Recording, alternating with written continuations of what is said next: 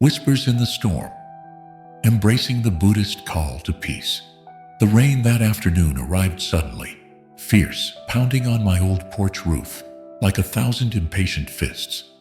I sat there, a cold cup of tea in hand, gazing at the blurred world beyond the railing, a gray expanse of trees and schema, as if time itself had grown restless. In that moment, amid the storm's clamor, I heard it. A single, clear note, like a temple bell cutting through the chaos. It wasn't real, not like the rain, but it felt truer than anything else. A quiet call from within, urging me to pause, listen, and seek something deeper than the noise of my own thoughts. That fleeting sound brought me back to a memory of my father's face, etched with years of unspoken frustration, his eyes softening only in rare moments of stillness. I wondered then, as I do now, what might his life have been if he'd learned to meet anger, not with fire, but with peace?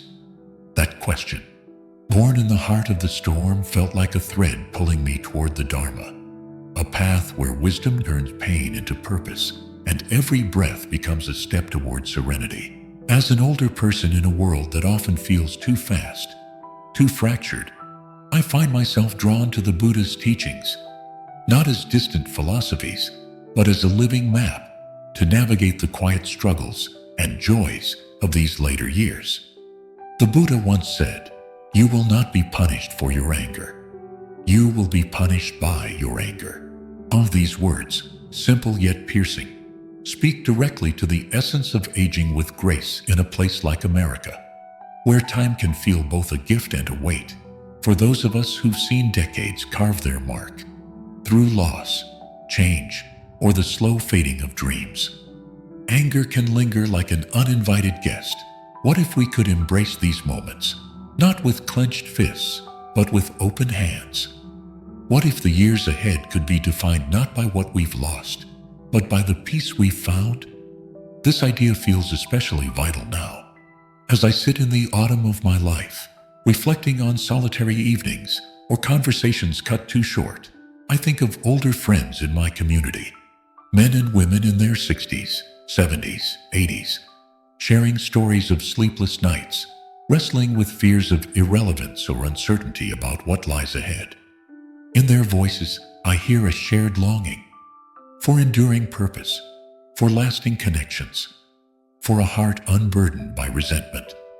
The Buddhist path, with its gentle emphasis on mindfulness and compassion, meets these needs as clearly as coming home. It promises not an escape from life's storms, but a way to stand within them, steady and whole. Imagine, the Buddha suggests, a world where every challenge is met with calm, every wound with understanding. For us older folks, this isn't just a lofty ideal. It's a practical lifeline, a way to reclaim joy in daily life, to find meaning in the ordinary, to age not in bitterness, but in radiance. My journey into these teachings began with a single step, recognizing that anger, left unchecked, shapes us in ways we barely notice. It's there in my gritted teeth at a neighbor's careless remark, or in the heavy silence after a misunderstanding with a loved one. I recall a winter evening years ago, sitting by my mother's bedside as she faced her final days. Her hands, once so strong, trembled with frustration at her frailty, and I felt my own anger rise, not at her, but at the moment, for stealing her vitality. That anger didn't heal her or comfort me. It only clouded the love we shared. The Buddha's words remind me that anger is a fire we feed ourselves, burning moments that could be spent on connection, gratitude, or hope. For older people, this lesson hits close to home. The years have taught us that time is finite, relationships fragile, that peace is worth more than pride. Letting go of anger is reclaiming those precious hours, weaving a life not of conflict, but of clarity. This path isn't about suppressing what we feel. Anger, after all, is human, a signal that something matters to us. Instead, the Dharma invites us to listen to it, hold it gently, and ask what it's trying to teach. For those of us in our later years, this practice feels like a gift tailored to our needs, a way to soften the edges of regret, mend strained bonds, and face the unknown with courage. In America, where independence is prized, the idea of surrendering anger might seem like weakness. But the Buddha shows us its strength, a quiet strength that grows with every mindful breath. As I sip my tea, the storm outside begins to ease, and I sense a spark of possibility. What if these Buddhist lessons could transform not just how I handle anger, but how I live each day? What if they could guide us, as older people, to a life where peace is not just a fleeting moment, but a lasting home? I realize this journey is one we can take together, a shared exploration of 7 profound lessons rooted in the Buddha's wisdom, each a stepping stone away from anger's grip, from understanding its origins to embracing gratitude and trusting life's flow.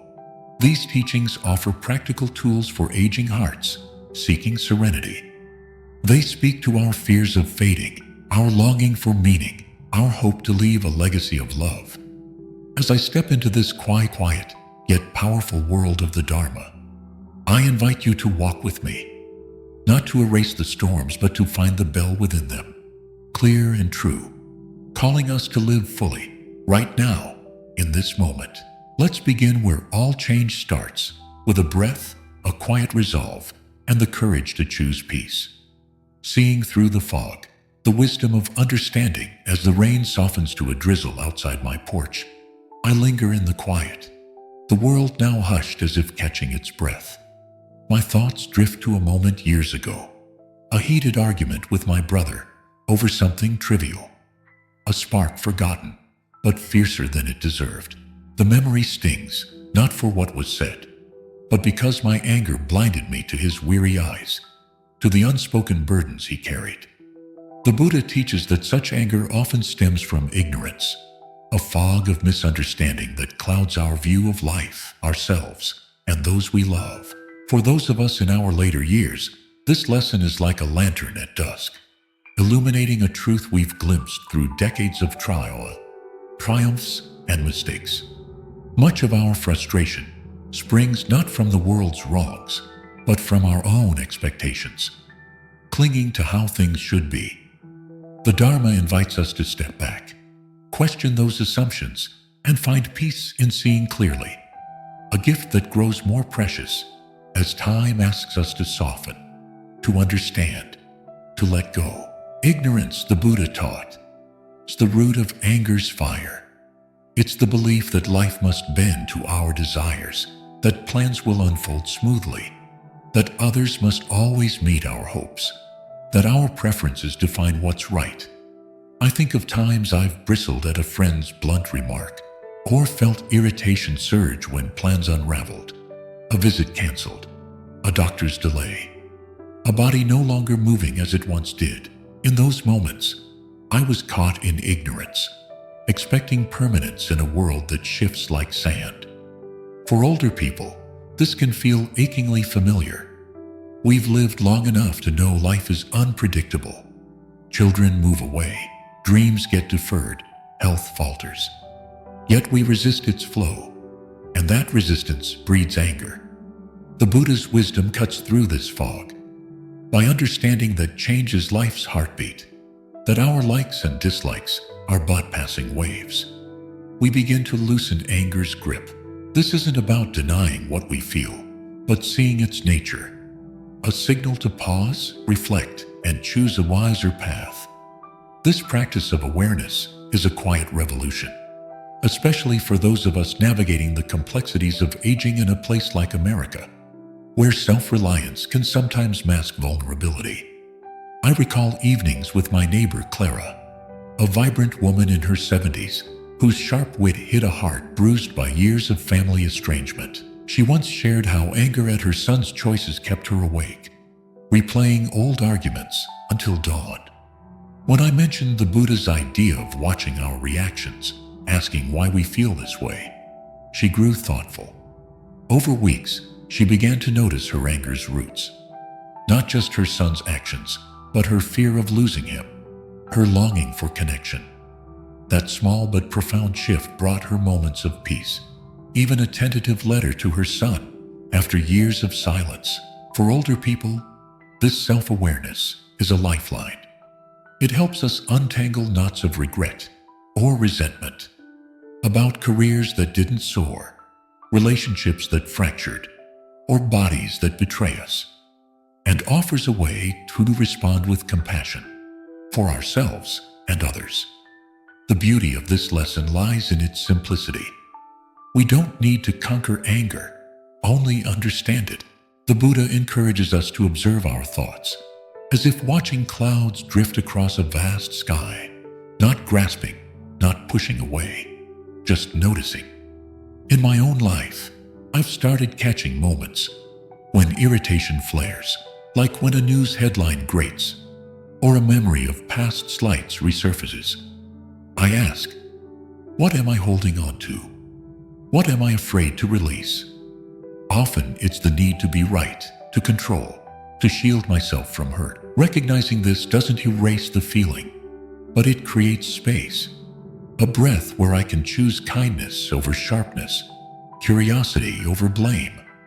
For those of us in our 60s, 70s, or beyond, this space is sacred. We know time isn't endless. Every moment we reclaim from anger is one we can spend healing, savoring, living with intention. Anger, unchecked, steals those moments, but understanding its source returns them to us, brimming with possibility. This journey through ignorance isn't a solitary one. It connects us to others, softening the walls we've built over years of slights or unmet hopes. I think of my community, retirees gathering at the local library, sharing stories of loss and laughter over coffee. We're not so different, carrying private battles yet craving peace. The Buddha's teaching reminds us that anger often mirrors our shared human struggle. Everyone, at some point, clings to illusions of control or fairness. By recognizing this, we grow more patient with others' flaws, more forgiving of their missteps, as we learn to forgive ourselves. For older people, this compassion is a balm for the loneliness that can creep in, rekindling bonds that time or pride may have strained. It's a reminder that even in our later years, we can grow, not just older, but wiser, more open, more whole. As I sit here, the last raindrops tapping lightly on the porch, I feel a quiet resolve. The Buddha's lesson on ignorance isn't about perfection. It's about progress, about moving toward clarity with every mindful moment. For those of us aging in a world that often overlooks our voice, this practice is empowering. It says we're not defined by our frustrations, but by how we rise above them. It offers a way to face life's uncertainties, whether fears about health, family rifts, or tomorrow's slow march, with a heart unclouded by anger. This understanding becomes a foundation, not just for peace, but for joy, for connection, for a life that shines even at twilight. As I step deeper into the Dharma's embrace, I carry this truth. To see clearly is to live freely, and in that freedom, we find the courage to meet each day with grace. Holding coal, choosing calm. The air on my porch feels cooler now, the rain's final whispers fading into the evening's gentle glow. I lean back, my thoughts drifting to a recent gathering at the community center. A lively exchange of familiar faces until a neighbor's sharp comment about my old-fashioned ways dimmed the warmth. My cheeks burned, not with shame, but with a familiar anger, ready to strike back. Then I remembered my father, how he'd flare at criticism, his peace unraveling with every barbed word he held on to. The Buddha's teaching echoes through that memory, clear as the twilight. Holding on to anger is like grasping a hot coal with the intent of throwing it at someone else. You are the one who gets burned. For those of us in our later years, this lesson is a quiet shield, reminding us we don't need to let others' negativity steal the peace we've earned.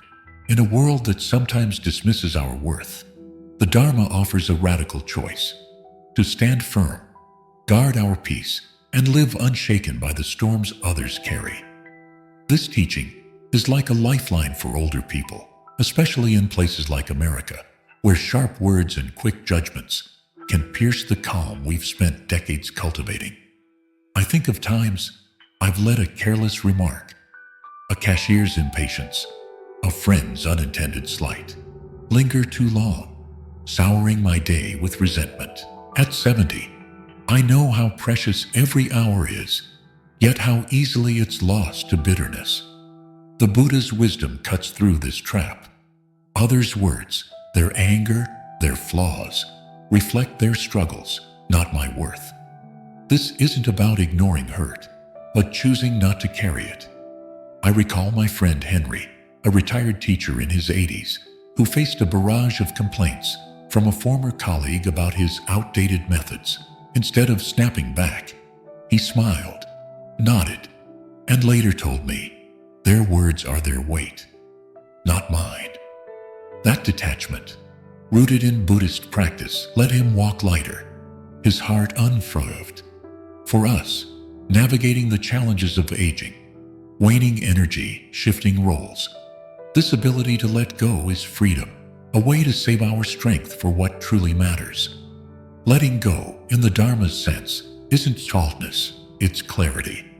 A gentle refusal to let external chaos steer our inner world. I've seen this in my own life. Learning to pause when criticism stings, to breathe before responding. Last month, a younger family member mocked my reluctance to embrace every new gadget, calling me stuck in the past. My first instinct was to argue to defend the life I've lived. But I paused, picturing that hot coal in my hand, its searing heat. Instead, I smiled, asked about their day, and the moment passed without leaving a scar. This practice is a gift for older people, who often face a world that misreads our pace and values. We have the power to choose peace over pride, to let others' judgments drift like leaves on a river. It's not weakness, but wisdom. An acknowledgement that our worth lies not in others' eyes, but in the quiet dignity we cultivate within. This lesson also speaks to the loneliness that can shadow us in these later years, when connections grow fragile and misunderstandings mount. I think of Tori's evenings, replaying conversations gone wrong, a sibling's harsh tone, a neighbor's coldness. The Buddha's teaching reminds me that these moments don't define me unless I let them. By focusing on my own path, my small joys, like tending my garden or sharing stories with friends, I anchor myself against others' negativity. For older people, this is empowering. We may face dismissal or feel invisible in a youth-driven culture, but we can choose to stand firm. Our peace, a sanctuary no one can breach. This practice builds resilience, helping us face worries about health, family tensions, or the ache of absence with a heart that remains open, unshaken by external tides. Guarding our peace also deepens our compassion, bridging divides even amid conflict. I see this in my community. Retirees like me, gathering to share laughter and loss. We're not perfect. We snap. We judge. But practicing detachment, we see others' harshness as their struggle, not our failing. I recall forgiving a friend who lashed out in a tough moment, realizing her words stemmed from grief, not malice. That choice preserved our bond, turning anger into understanding. For those of us in our 60s, 70s, or beyond, this is a legacy worth building. A life where peace ripples outward, soothing the world around us. The Buddha's lesson doesn't just save us from the burning coal. It kindles a warmer flame, one that invites connection, forgiveness, and hope. As night settles, the stars glimmer in a clear sky, and I feel a quiet strength. This teaching isn't about shutting out the world, but choosing what we carry from it. For older people, it's a call to reclaim our inner calm, to face each day with a heart unburdened by others' storms. In America, where independence is cherished, this choice feels like power, a way to age not with bitterness, but with grace. The Dharma whispers, "Your peace is yours to guard, yours to grow." As I walk further down this path, I carry this truth, ready to meet life's challenges with a steady gaze, knowing no one can take what I refuse to give. Turning inward, the power of self-reflection. The stars above my porch now twinkle, faint but steady, like memories that guide without demanding notice. As I sit in this quiet, my mind wanders to a moment last spring. A tense phone call with my daughter, her voice thick with frustration over a choice I'd made about my health. My instinct was to push back, to defend my hard-won independence, but something stopped me. A pause, a breath, a flicker of curiosity about why her words stung so deeply. The Buddha teaches that self-reflection is a strength, a gentle mirror held to our hearts, revealing not just anger, but the hidden currents beneath it. If someone wrongs you, he said, don't repay wrong with wrong. For those of us in our later years, this lesson is like a key to a long overlooked door, a way to untangle knots of old hurts, to grow wiser amid life's inevitable frictions, to find peace not by changing others, but by understanding ourselves. Self-reflection, in the light of the Dharma, isn't mere introspection. It's an act of courage, especially for older people who carry decades of joys and wounds. I think of moments when anger surged uncontrollably, when a friend canceled, a stranger's rudeness grated, or my aging reflection in the mirror felt like a betrayal. It often masks something deeper: fear of being left behind, sadness for what's past, or pride bruised by life's humbler turns. In America, where we're taught to push forward, to do more than bhikkhya, pausing to look inward can feel alien, even indulgent. Yet the Buddha's call to examine our reactions is a lifeline for those of us in our 60s, 70s, or beyond. I recall my friend Margaret, a widow in her late 70s, who shared how she'd once seethed for days over her sister's dismissive remarks. One evening, sitting quietly with her tea, she began to ask, "Why does this hurt? What am I holding on to?" She saw her anger wasn't just about her sister, but a lifelong fear of being unseen. That insight didn't erase the pain, but softened it, letting her reach out with a letter that bridged years of distance. This practice of turning inward is a gift tailored to our stage of life, when time hones our longing for meaning and connection. Self-reflection lets us trace anger's roots to moments of loss, like an empty chair where a spouse once sat, or to regrets, like words we wish we'd said. Last fall, I found myself fuming after a neighbor overlooked me for a community project, my mind spinning stories of being too old or not enough. But in the stillness of a morning walk, I paused to ask, what's really here? Beneath the anger was hurt, a fear that my contributions no longer mattered. Naming it didn't fix everything, but it gave me space to choose a different response.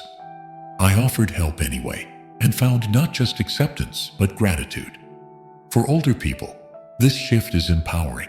We know the clock ticks louder now. Every moment we free from anger is one we can spend building bridges, savoring small joys, or simply resting in who we are. The beauty of self-reflection lies in its ripple effect, touching not just our hearts, but the world around us.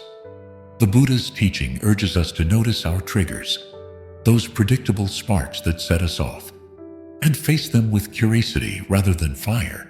I've started spotting my patterns, how I tense when plans shift unexpectedly, or how old family arguments replay in quiet hours. By observing these moments, I've learned to interrupt the cycle, sometimes with a deep breath, sometimes with a question. What's this anger protecting? Often, it's guarding a tender hope or a hidden ache. For those of us facing aging's uncertainties, fears about health, shifting friendships, or the ache of absence. This awareness is a compass. It guides us toward responses aligned with our deepest values. Kindness over spite, understanding over blame. It's a way to live with intention, to ensure our later years shine with purpose rather than resentment. This lesson also nurtures compassion, a bridge across divides that time can widen. In my community, I see older friends wrestling with similar struggles, snapping at loved ones, then regretting it, or carrying grudges that grow heavier with years. Self-reflection shows us we're not alone in this. When I recognize my own anger as human, I'm gentler with others' missteps, my daughter's emotions, a neighbor's oversight. I think of a recent lunch with my friend Sam, who confessed to stewing over his son's selfish choices. As we talked, I shared how reflecting on my own reactions had helped me see past anger to why. Sam tried it, later telling me he called his son, not to argue but to listen.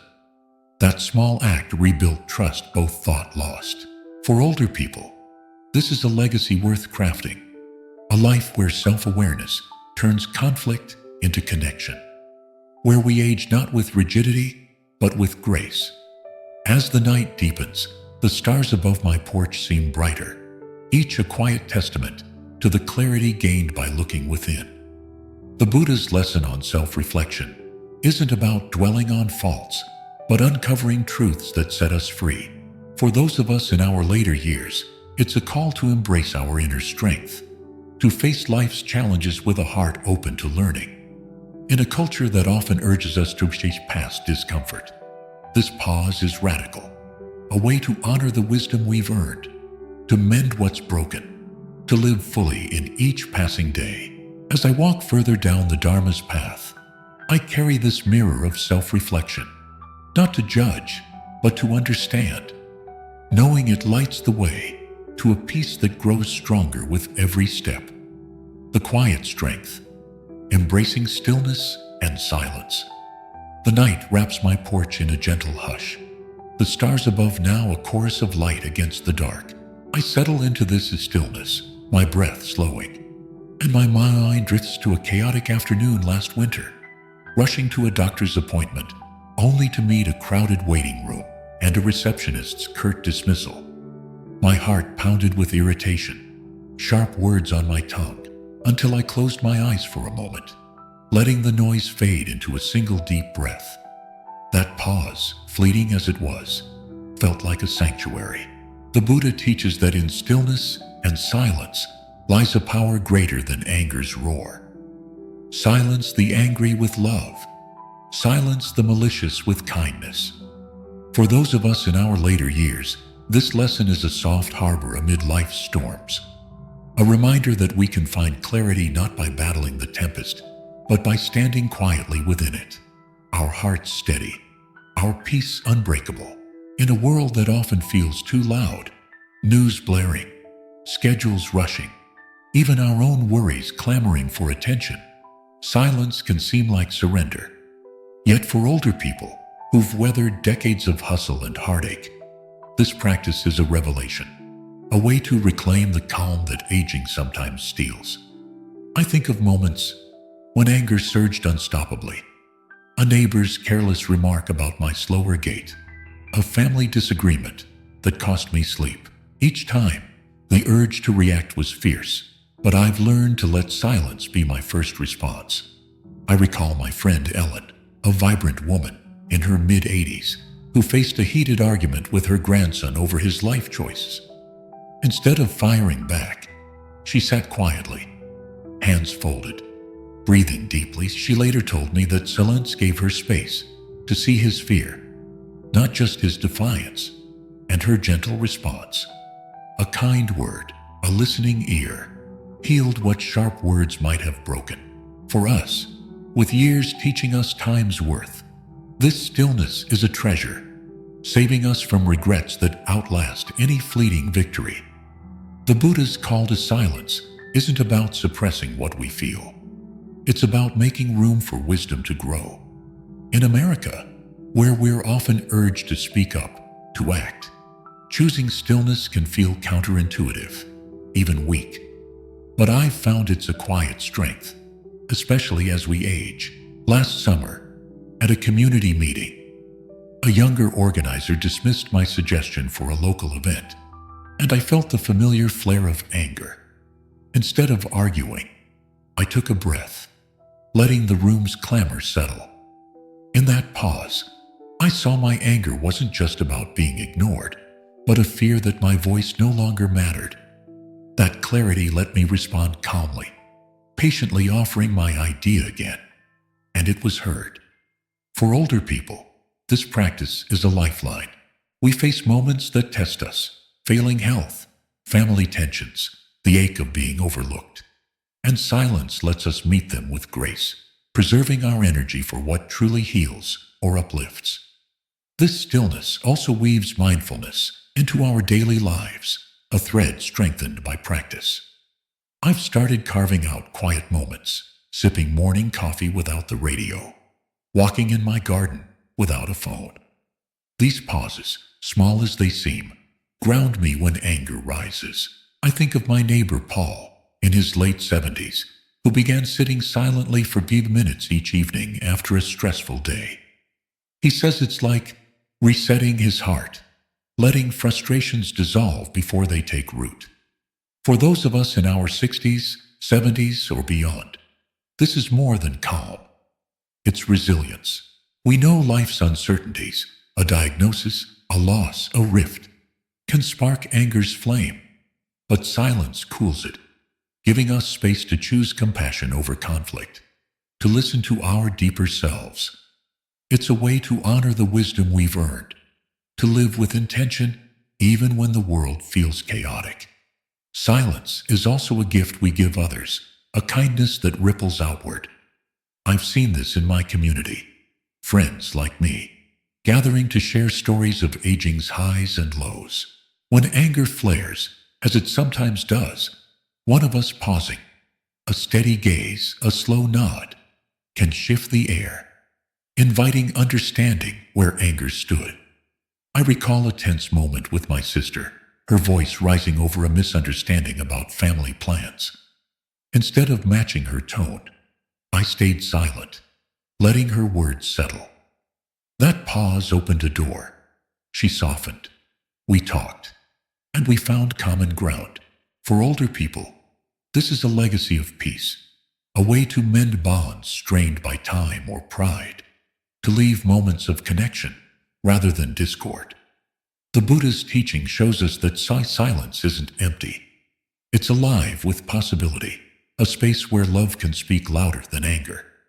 As the night deepens, the hush around my porch feels sacred, a reminder that stillness is my strength. This lesson isn't about escaping life's noise, but finding a center within it. For those of us in our later years, it's a call to embrace the quiet power we've always held, to face each challenge, a creaking joint, a sharp word, a fading dream, with a heart anchored in calm. In a culture that often hurries past reflection, this pause is revolutionary, a way to age not with agitation, but with serenity. As I walk further down the Dharma's path, I carry this silence like a lantern, its light guiding me to respond with wisdom, to live fully in each moment, knowing peace begins where I choose to rest, rooted in the moment. The transformative gift of mindfulness. The night air on my porch carries a faint, earthy scent, grounding me as I trace the outlines of the stars above. In this stillness, my mind drifts to an autumn morning last year, when a sharp exchange with a close friend left me rattled. Her words, laced with frustration over a misunderstood plan, sparked a familiar heat in my chest. I wanted to argue, to fix it. But instead, I sat by my kitchen window, watching my breath fog the glass, letting the moment hold me without judgment. The Buddha teaches that mindfulness is a rock unmoved by wind. Like a solid rock unshaken by the storm, the wise stand firm no matter what others say or do. For those of us in our later years, this practice is a lifeline, a gentle art that turns anger's chaos into clarity. helping us navigate life's uncertainties with an open, grounded, and compassionate heart. Mindfulness in the Dharma's embrace isn't just a technique. It's a way of being fully present, meeting each sensation with curiosity rather than resistance. As older people, we know how swiftly anger can flare over a family member's oversight, a body's new ache, or memories of paths untasted taken. I've felt it myself, my jaw tightening when a neighbor's blunt remark about my quiet life felt like a jab, or sleepless nights replaying a long-ago argument with my sister. The Buddha's wisdom invites us to pause in these moments, to notice anger without letting it steer us. I recall my friend Thomas, a retired carpenter in his late 70s, who wrestled with bitterness after his children moved far away. He began practicing mindfulness, sitting quietly each morning, noting his thoughts like leaves floating on water. Over time, he saw his anger stemmed from grief, not betrayal, and that awareness led him right to his kids, not with blame, but with love. For us, with years sharpening our sense of time's fleetingness, this practice is a gift, reclaiming moments anger might steal. This lesson resonates deeply in a place like America, where life's daily rush, even in retreatment, can pull us from the present. Mindfulness asks us to slow down, to feel the weight of a coffee mug in hand, the rhythm of breath, the pulse of now. I've started weaving this into my days, walking my neighborhood, noticing the crunch of leaves underfoot, or eating breakfast without the news blaring behind me. Last month, when a doctor's delay had me thumbing in a sterile waiting room, I closed my eyes and focused on my breath, slow, deep, steady. My racing pulse eased, and I saw my anger wasn't just about the weight, but a deeper fear of losing control over my health. That insight didn't erase the frustration, but gave me space to choose patience, to glance at the nurse, who finally called my name. For older people, this space is sacred. We face moments that test us, creaking joints, strained relationships, or quiet fears of what's next. And mindfulness lets us meet them with grace, not as burdens, but as part of life's unfolding. The power of mindfulness lies in its ability to peel back anger's layers, revealing what's hidden beneath: hurt, fear, or unmet hopes. The Buddha's teaching encourages us to name these emotions without judgment. I'm angry. My shoulders are tight. My thoughts are racing. This simple act creates distance between feeling and reaction, a moment to choose differently. I think of my friend Clara, in her mid-80s, who used to snap about her grandson's messy visits, her irritability masking sadness at how fast he was growing. Through mindfulness, pausing to notice her clenched hands, her quickened breath, she began to see her anger as love in disguise. Her next meeting with him was softer. She listened more, laughed easier. For those of us in our 60s, 70s, or beyond, this practice is a bridge to healing. We carry regrets, words unsaid, chances missed, and mindfulness lets us face them gently, turning old wounds into chances to grow, connect, or forgive. This practice also deepens our compassion, not just for ourselves, but for others. In my community, I see friends wrestling with similar struggles: irritation at a spouse's habits, frustration with a world that feels too fast. Mindfulness shows us these are human, shared. When I recognize my own anger's roots, like fear of being left behind, I'm kinder to others' sharp edges. I recall a tense moment at book club, where a friend's blunt critique of my favorite novel sparked defensiveness. Instead of firing back, I took a breath, felt my cheeks flush, and asked, "What's here?" I saw my reaction was less about her words and more about wanting to be heard. That pause let me respond with a question, not a jab, and we ended up laughing together. For older people, this is a legacy worth building, a life where mindfulness turns conflict into understanding, where we age not with rigidity, but with an open heart. Mindfulness also offers practical tools to weave into our daily lives, no matter how busy or frail we feel. The Buddha's wisdom doesn't demand hours of meditation. It can be a moment's focus, breathing deeply before answering a heated email, or savoring a blanket's warmth on a restless night. I've found loving kindness meditation especially powerful, silently wishing well for myself, then others, even those who've hurt me. Last week, after a neighbor's snub left me stewing, I tried it. May you be happy. May I be at peace. The anger didn't vanish, but heightened, like ice melting in spring. For those of us navigating aging's challenges, health worries, family rifts, or loneliness's ache, this practice is a balm, fostering gratitude and patience that soothe anger's sting.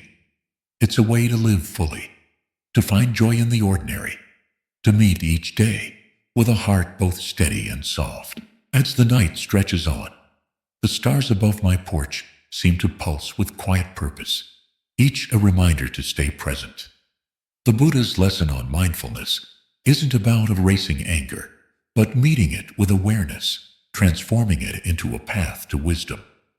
For those of us in our later years, it's a call to embrace this moment, to face life's uncertainties, a doctor's news, a loved one's distance, with clarity that sets us free. In a culture that often pulls us to past or future, this presence is revolutionary, a way to age not with agitation, but with serenity.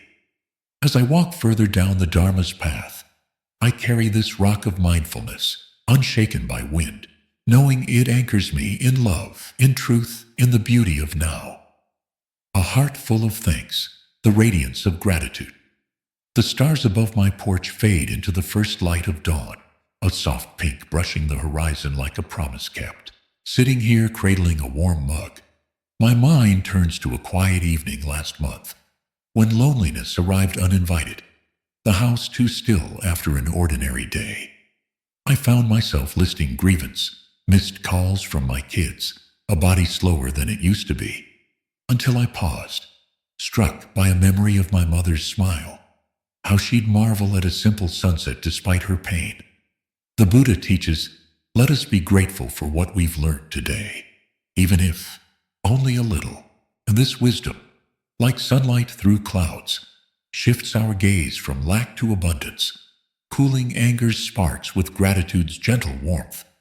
For those of us in our later years, this practice is a vibrant thread in life's tapestry, a way to weave joy from the ordinary, to soften loss's edges, to find bliss in a heart that chooses to give thanks.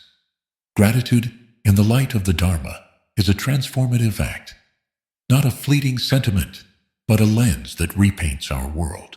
As older people, we've lived days where anger rises for what's gone, a friend taken too soon, dreams unmet, or youth's vitality. I've felt it myself, irritation at a neighbor's dismissal, or resentment when family plans fell apart. Yet the Buddha's call to notice life's gifts, however small, changes everything. I recall my friend Ruth, a spirited woman in her mid-70s, who faced health fears that left her bitter, snapping at those she loved. One morning, she started jotting down 3 things she was thankful for: a cozy chair, a kind nurse, birdsong outside. That simple habit softened her heart. She laughed more, argued less, even joked with her doctor. For us, with years teaching us time's preciousness, gratitude is a lifeline, turning moments of frustration into chances to see life's quiet beauty. A warm meal, a familiar voice, the strength to rise each day. This practice carries deep meaning for older people in a place like America, where the culture often pushes us to chase more achievements, more youth, blinding us to what we have. Gratitude invites us to pause, to rest in the present's sufficiency. I've started a small ritual. Each evening, I note something I'm thankful for, like the crunch of autumn leaves on a walk, or a neighbor's wave. Last week, when anger flared over a misunderstanding with my son, He forgot a promised call. I took a breath and listed what I cherish about him. His laugh, his stubborn kindness. That shift didn't erase the hurt, but eased it, letting me call him back with love, not blame. For those of us in our 60s, 70s, or beyond, this is empowering. We face challenges, creaky joints, fading memories, or absences ache. And gratitude reframes them, not as burdens, but as chances to grow, connect, to find meaning in what remains. The beauty of gratitude lies in its ripple effect, touching not just our hearts, but those around us. The Buddha's teaching calls us to notice others' efforts, their small kindnesses, even amid their flaws. I think of my friend George, in his late 80s, who used to grumble about his daughter's busy schedule, feeling sidelined. One day, he thanked her for a rushed coffee they shared, and her eyes lit up. Their next visit was longer, warmer.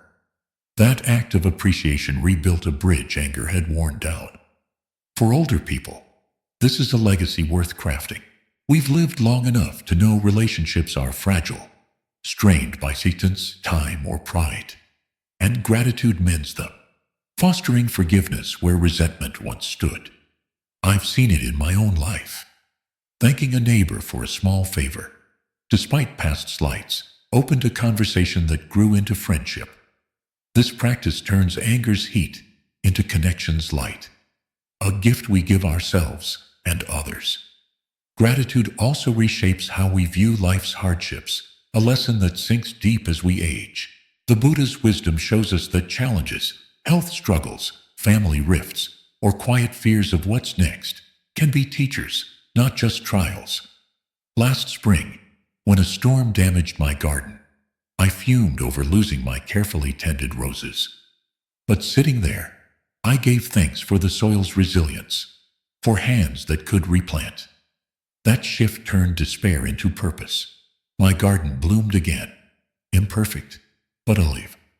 For those of us navigating aging's uncertainties, this mindset is a beacon. It lets us release grudges against time, others, ourselves, and embrace each day with a heart unburdened by what might have been.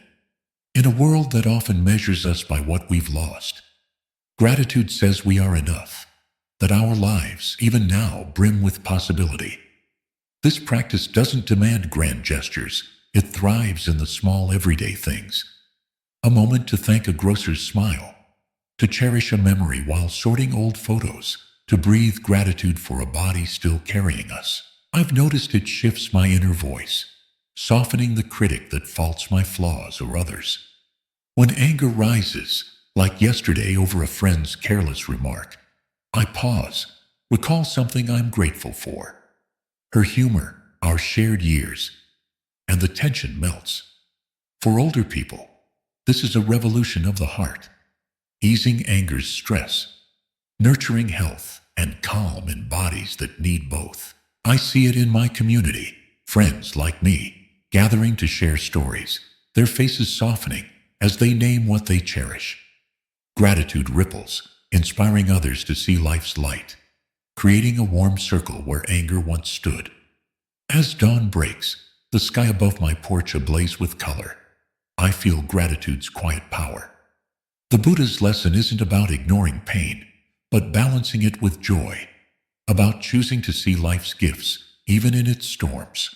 For those of us in our later years, it's a call to live richly, to face each challenge, a doctor's visit, a lonely night, with a heart that says thank you for what endures.